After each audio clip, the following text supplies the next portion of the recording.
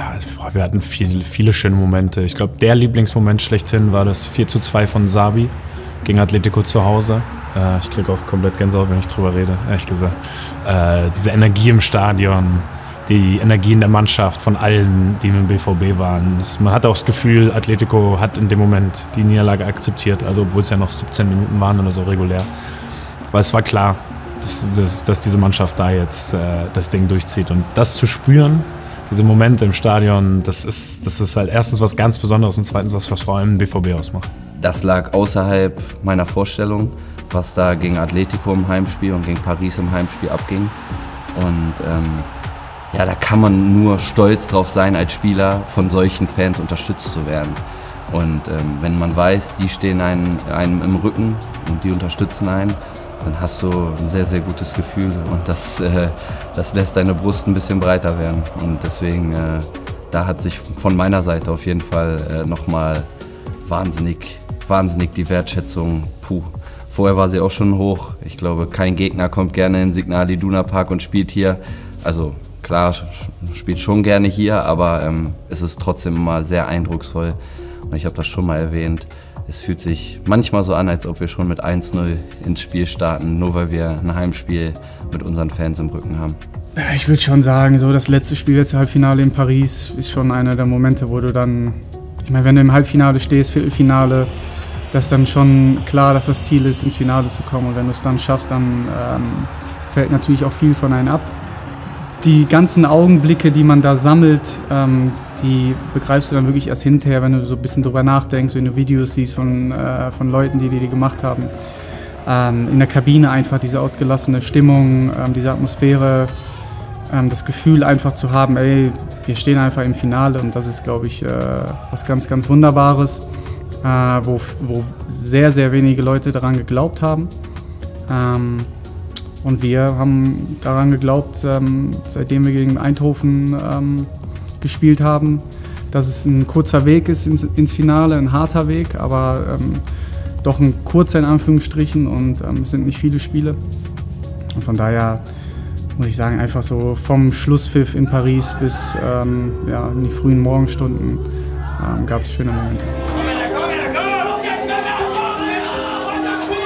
Ich meine, das ist jetzt über 10, 11 Jahre her, anderer Gegner, andere Spieler dabei. Da ist keine offene Rechnung, ist einfach diese Vorfreude. Ich meine, zu starten mit dem Champions League Finale in Wembley 2013 und aufzuhören mit dem Champions League Finale 2024 in Wembley in seinem letzten Spiel. Ich glaube, es gibt schon schlechtere Sachen, als so aufzuhören. Ja, das ist natürlich eine großartige Geschichte, muss ich sagen. Wobei es mir auch, muss ich auch ehrlich sagen, ganz Wuppe wäre, in welchem Stadion wir dieses Champions League Finale spielen. Das wäre überall großartig. Und klar, so ist es diese berühmte zweite Chance dann an genau dem gleichen Ort. Es gab ja sogar fast das gleiche Duell wieder. Es hat nicht viel gefehlt dafür.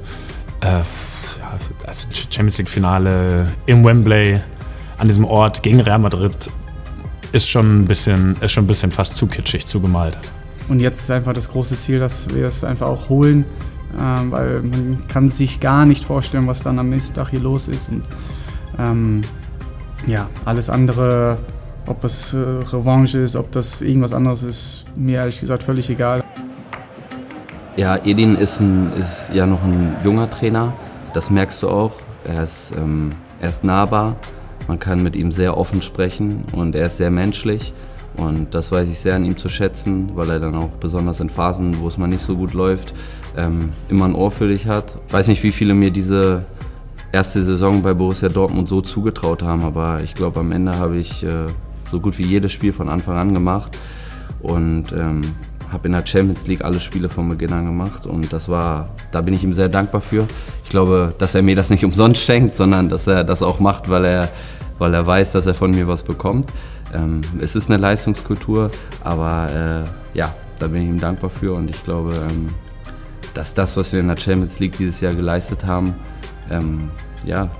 dass auch die Lorbeeren nicht nur für uns sind, sondern auch für ihn.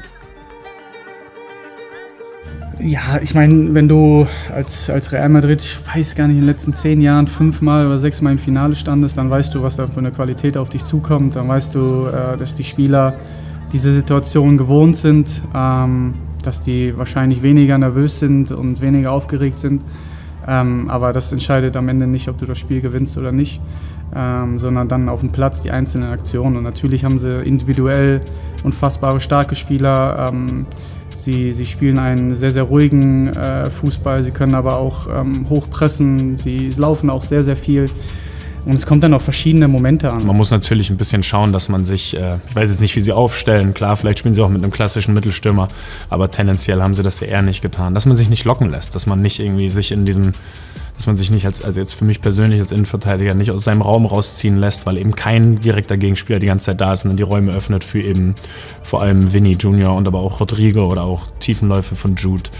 Und das andere ist, es ist halt einfach... Es ist eine Champions-League-Mannschaft, was soll man sagen? Real Madrid ist eine Champions-League-Mannschaft, ist der größte Verein der Welt. Die vertrauen immer auf ihre eigene Stärke, die werden, egal was passiert in einem Fußballspiel, nicht nervös. Ich finde es geil von außen zu sehen, dass man, egal wie schlecht vielleicht die ersten 15 Minuten laufen, nichts ändert, nicht unruhig wird, sondern weiß, wenn wir unser Spiel spielen, dann kommen wir auch wieder rein in die Partie und das zeichnet sie aus. Und ja, deswegen ist es großartig, gegen die Mannschaft ein Finale zu spielen und die Chance haben sie als erste seit, ich weiß gar nicht, 40 Jahren in einem internationalen Finale zu schlagen, weil ich glaube, die Quote von den Jungs ist ganz gut. Du brauchst natürlich auch einen sehr, sehr guten Tag. Du brauchst im Finale auch ein bisschen Glück. Und wenn du die Möglichkeit hast, musst du natürlich versuchen, selber Tore zu schießen. Also am Ende ist es ein Spiel und in einem Spiel ist einfach alles möglich. Wir müssen daran glauben, wir werden daran glauben. Wir werden unfassbar zahlreich unterstützt werden im Finale. Und wir müssen alle diese Energie, die da in diesem Stadion, in dieser Stadt herrscht, müssen wir einfach bündeln als Verein, als Region und dann ist alles möglich. Also wir glauben auf jeden Fall dran. Ja. Es ist schon Wahnsinn. Es muss in einer Karriere, glaube ich, sehr, sehr viel passieren, dass du dieses Spiel überhaupt einmal spielen darfst. Es gibt einige Weltklasse-Spieler, die dieses Spiel nie gespielt haben und nie spielen durften, weil die Gegebenheiten drumherum nicht gepasst haben, weil das Glück nicht auf deren Seite war, weil die Mannschaft drumherum nicht gepasst hat, um dieses Ziel zu erreichen. Und deswegen bin ich sehr dankbar, da zu sein, dieses Spiel erleben zu dürfen und freue mich auf dieses Stadion.